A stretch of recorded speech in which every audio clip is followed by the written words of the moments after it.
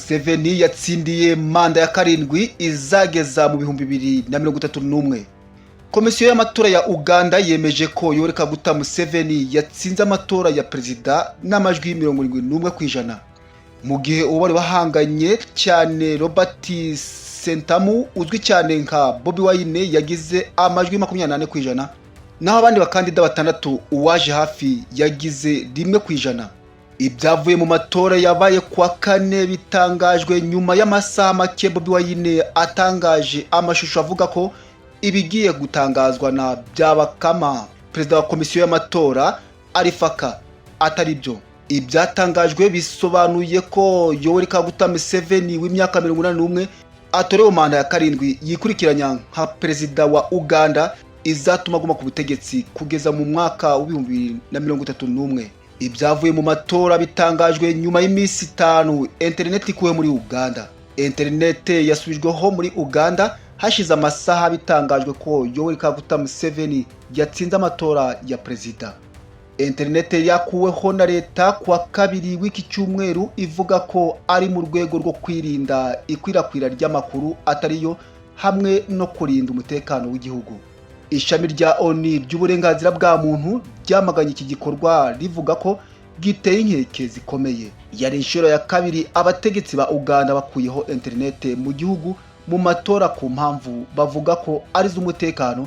Ibi byakozwe bwa mbere mu mwaka wa 2021 bigira ingaruka ku barenga miliyoni 10 bayikoreshaga. Bobi Wine nabo mu ishaka rye NUP bavuga ko gufunga internet bigamije gukora uburiganya mu matora isi tareba ibirimo kuba.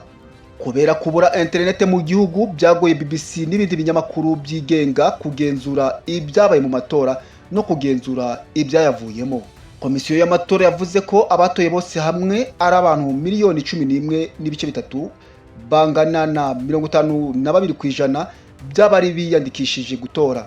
Iyi komisiyo ivuga ko amajwi agera ku bihumbi 275 yabaye imfabusa, ayo akangana na 2.4%.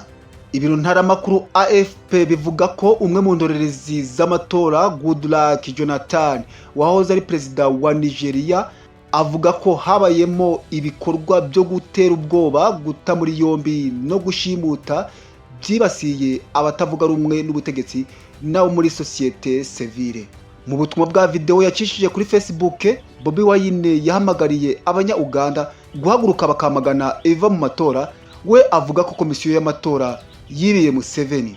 Bobi Wine avuga ko ari ahantu hatazwi nyuma yo gucika inzego z'umutekano zari zamufungiwe mu rugo n'umuryango we ahatuye Imagere hanze gato y'umurwa mukuru Kampala.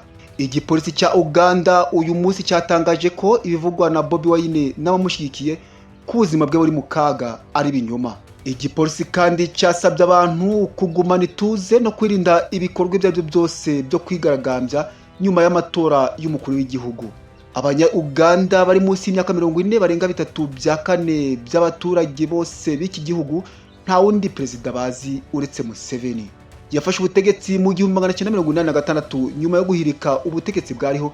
Kuva icyo gihe kugeza ubu ni utegeka, kandi intsinzi y'uyu munsi yerekana ko nta kimenyetso cy'uko ashaka kuva ku butegetsi. Igihe amaze yobora iki gihugu cyaranzwe n'igihe kirekire cy'amahoro n'iterambere rifatika, aribyo bituma benshi bamushima.